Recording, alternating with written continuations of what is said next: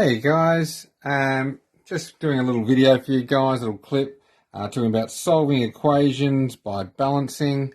I've done a little bit of solving equations by moving things about and using bar models to do it, which has been really good. It's all the same system really, just different ways of showing it. And today I'm just going to show you this balancing system. We'll start with one. We've done these two step equations a few times and hopefully you're getting better at them with your practice. We'll start with something like, 3n's plus 2 are 17. And we all know this main game, getting that n, is figuring out what the n's worth. 3 times something plus 2 is 17. And when I say it like that, a lot of people, 3 times something plus 2 is 17. You can start figuring it out. But we want to get a system that no matter how tricky these numbers become, we could always get a way to accurately figure out the answer. We talked about last lesson with BIDMAS. I'll throw that down the side there. Normally we go in this direction with BIDMAS, but when we're solving equations, we've got the answer, if you like, and we're actually trying to figure out part of the question. It's an unknown part of the question. So what we do is we work in reverse. We talked about this last time. And really working in reverse is really reversing the order of BIDMAS. So this idea of balancing is to say that whilst this side looks bigger, it's got more stuff written on it than this side. This equal sign is saying that side is exactly the same size as this side. Regardless of how much stuff's written there, these are worth the same amount. They're equal. They've got the same weight, if you like. And when I say the same weight, I'm talking about, if you had a seesaw or some sort of balance here, and this is my very basic drawing of a seesaw or a balance. If it was in balance, both sides had the same weight on it, it would say nice and level. If one side outweighed the other, then the thing would tip one way or the other. Now, our job is to always maintain this perfect balance, to always maintain this equal sign when we're solving.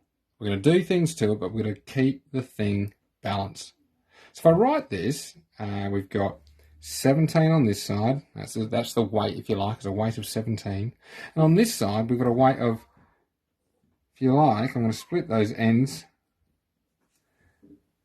into little circles. They're going to be 3 ends there, plus a 2. We don't know the weight of those, but with 3 ends plus a 2 is the same weight as a 17. And we all know too from solving before, our main aim is to find out just what one of those ends is. And the maths around this is about removing all this other business and leaving just one end there to say what it's balanced with, what it is equal to. Let's see what happens. So if I'd say, the simplest thing I could do to get rid of that plus 2, to remove that plus 2, to try and work through to getting one end, I could say, how about we just take it off? I can write, minus 2 on this side. Take that 2 out, okay? But if I was to take that 2 out, there we go, like that, this thing would immediately, that side would be heavier now. This was perfectly balanced, but it took 2 away, 2 of the weight away, if you like, and it's going to do that. And that's the thing we want to avoid. We want to know what's equal, not what's unbalanced. So if I take 2 from that side, it stands to reason I've got to go ahead and say, you know what, to keep this whole thing balanced, I better take 2 from this side. And I can do that. 17 take 2 is 15. All right. So the next step would be going, okay, well, 3 ends, whatever they are, 3 somethings are 15. Now, I know some of you guys are straight away getting the answer to that. We're starting with an easy example. But actually we're saying, well, if we want 3 of something is 15, then one of them, how do we find one of them? Well, that would be dividing by 3. All right, divide by 3. 3 is something divided by 3. 3 of anything divided by 3 is going to leave you with one of it. So I could quite happily remove some of that stuff. I've got 1 end left.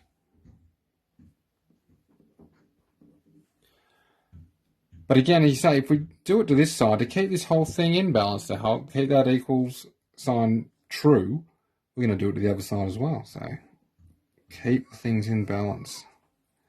And actually 15 divided by 3 leaves me with just 5. And that's it. 3n plus 2 was 17, so 1n must be equal to 5. The whole thing's in balance. Now, of course, we don't expect you to draw a beam balance, if you like, but we do expect you show me what you're doing at each stage to both sides to get it down to one answer. So let's try the whole thing again, but without using the beam imagery. If you personally want to use the beam imagery, you go for it. You do the whole thing, but you still need to show me your thinking underneath the beam, or the balance, the seesaw, whatever we're going to call it. So let's go for something, 2 and add 4 equals 16. Okay? First thing I want to do is to work it down to try and remove all this other business from this side to get it down to where it says 1n equals something. I might write that further down. This is really what we're trying to get to, 1n equals something. First thing I'm going to do, reverse BIDMAS, start with adds and subtracts. We're going to stop there. So adds are happening, so let's subtract 4 from this side. Taking 4 from that side, we'll remove the plus 4. But to keep it balanced, we're going to do the same thing to this side. So actually 2n plus 4 take 4, that's like saying, well, that's gone. We're left with 2 n's. 16 take 4 is 12. Cool, done our adds and subtracts. Next thing, divides, multiplies. Yeah, there's a times 2 here. So actually the opposite, we're going to use the inverse, as we did last lesson. To unpick that, divide it by 2. Okay, 2 divided by 2 is 1. 1n, you beauty. Keep the whole thing balanced. So if I divide this side by 2, I better divide that side by 2. 12 divided by 2, 6. N is worth 6. And that's it, guys. So I'm going to provide you some opportunities to do it. Well done. Have a go.